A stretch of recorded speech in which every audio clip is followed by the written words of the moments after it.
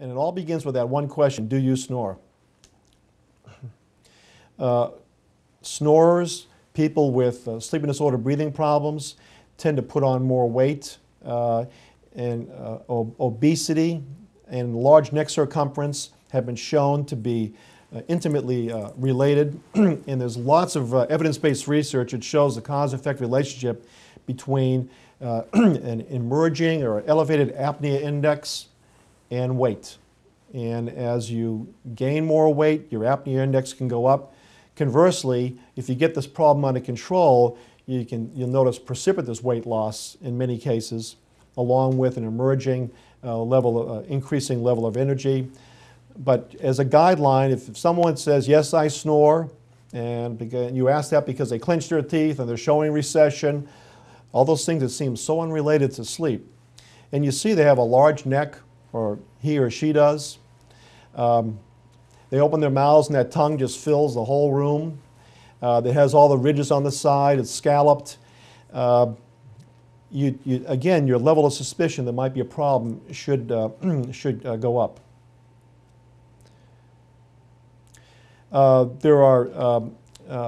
SGS is a company that really supports this type of attention to patients. There are screening forms available through that company on their website. Part of that terrific form they utilize is the Epworth Sleepiness Scale. And basically it's a very simple screening tool, and I'll have more of these available for you to download in the future. But suffice to say, if you have your patient in the reception room, and they're going to sit there another 2 or 3 minutes because while they're getting their teeth cleaned, you notice that they're cracking a lot of fillings and they've got a lot of class 5 abfractions, and they say, yes, I snore. All you have to do is give them this Epworth Sleepiness Scale to fill out, or the Sleep Group Solutions screening form that you see here on the slide. And if you see a lot of yeses, look, there might be the potential for a problem. And taking the next step is not that difficult. It might mean just referring it to, just calling it to the attention of their primary care physician. You may very well know a pulmonologist in your area, and they don't like new patients. And you can just say, look, I think you need to have this looked at, and take the screening form with you. Pardon me. Or you may, if you're involved in this process, if you see TMD patients, what we do in our office when we got involved, we made an investment, and we invest in airway acoustics.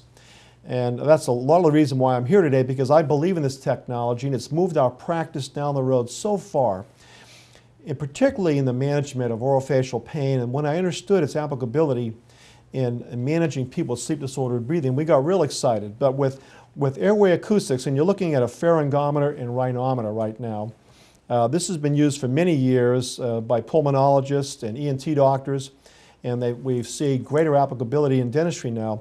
You can use this instrumentation to further screen your patients, and if you decide to get in the game and treat people with sleep and disordered breathing problems, you'll start to understand how this technology can make that a very efficient process in your practice, and much of it can be delegated very effectively to qualified staff. Pharyngometry and rhinometry. Pharynx means your airway, your upper part of your airway, and rhino refers to your nose. Why are we interested in looking up a nose with sound waves? You'll just have to accept this on fact that if you can't breathe through your nose very well, it affects how you develop, especially with children. You know, mouth breathers tend to have long faces.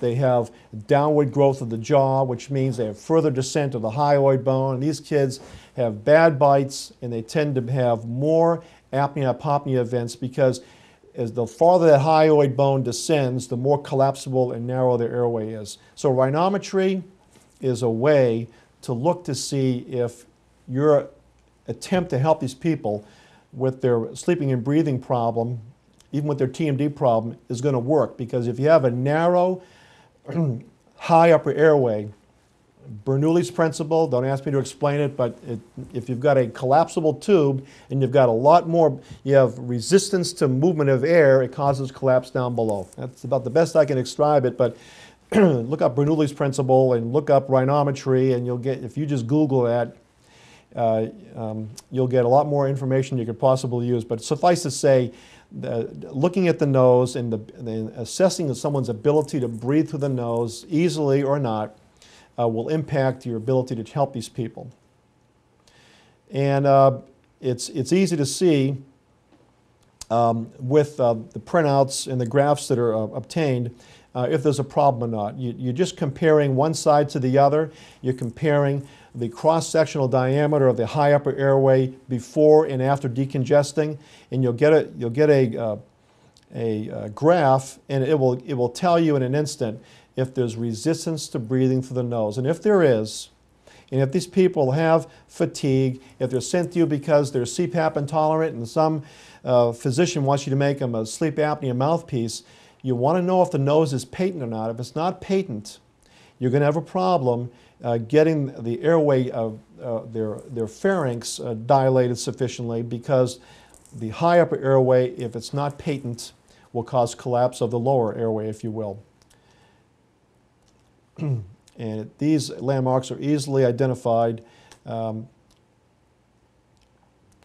Pharyngometry. Pharyngometry, the pharynx, the oropharynx, the velopharynx, the part we can look in and our playground every day, can be evaluated as well. In using pharyngometry, it's a very quick process, it's painless, it's very inexpensive to do this on a patient, because you're basically putting sound waves down their nose or down their throat, and it's bounced back. Then there's an algorithm that takes that information and it gives you a graph, and you can see in real time, instantaneously, if their airway, if the tongue's too big for the mouth, if their airway caliper is sufficient to accommodate a healthy life, and you can see in a moment, by moving that jaw around in real time, if that airway will respond to mandibular repositioning. And so with pharyngometry and rhinometry, you can very quickly determine if you might have a role to play in the management of a sleep and disorder breathing problem. I'm going to assume for a minute that you have a level of interest in treating people with these sorts of medical problems for which they can't receive proper medical care because they can't tolerate, for example, CPAP. And you will find that this technology allows you to more accurately assess and predict, in my opinion, who might likely respond to treatment. And we use it all the time in our regular dental patients who could care less or know anything about this before entering the office that day, until I see that those cracked flat teeth, or those abfractions, or that recession, to which there's no other good explanation. And when I ask that question and they say yes, they're introduced to a world of technology that might really help them and not even realize that you're available to them. Anyway, pharyngometry landmarks.